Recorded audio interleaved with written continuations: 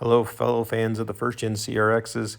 If you have a 86 or 87 CRX SI and your door panels look like this, and you discover that the top of your armrest or door handle breaks like mine did here, I got a solution. So first thing is remove the door panel and remove the pocket and armrest assembly.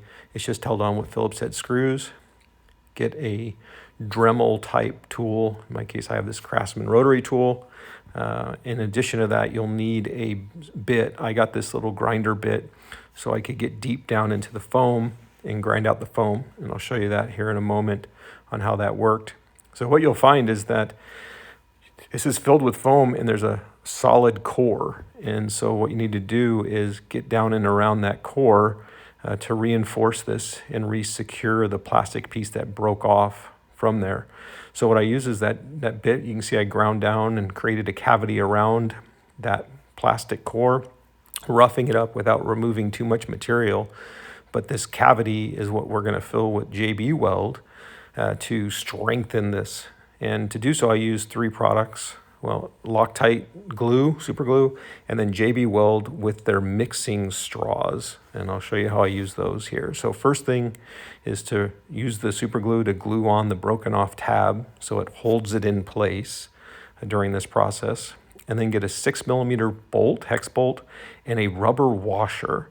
And this is to keep the hole clear where the screw goes and stop the JB Weld. So here you can see I inserted it through the hole where the screw goes into the door. And then on the back side here, you can see how that rubber washer acts as a block or stop to keep and limit how far the JB Weld will flow. And then I just propped it up using some clamps on a workbench that I have. It's leaned back a little bit to help with the flow to ensure it stayed in. It's just kind of hard to see it from the photo. And then I was worried about drips, so I put a piece of cardboard down, but I actually didn't have any drips at all. But just in case, that stuff's pretty messy. Here you can see how that mixing straw really works well to mix the two elements of the JB Weld as it injects it. So it makes it easier. And then basically, that's what I did, is I just injected it into those cavities that I created, and this allowed me to get it down deep inside. And then here you can see that I've injected the JB Weld in and around all the voids and cavities that I created. And then I would turn this bolt every 15 to 20 minutes. You can see some of the JB Weld getting on the bolt, and that was to keep it from locking in and being secured. And here, as is after about 3 or 4 hours, I removed it, and you can see just how much JB Weld got on that bolt. When it was all done and cured, this is what it looked like. You can see the shiny JB Weld, how it filled in and really added a lot of material now and strengthened this broken part. And you can see, though, there's still a little bit of a void that needs to be filled. And so to fill that, I used this foam. It says it was flexible, which I think is important because the rest of that's kind of flexible. And then I just injected it into that void.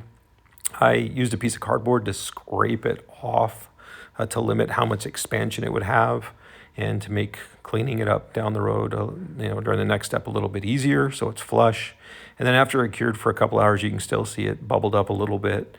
And so I just needed to trim that off. So I used an X-Acto knife to trim that piece off and get it back to flush just as it looked before. And so it came out pretty well. And then once it was all put back together, you can see it's tight and it's holding and seems to be fixed. Obviously, time will tell how well it worked and how well it holds up. So that closes the door on that project.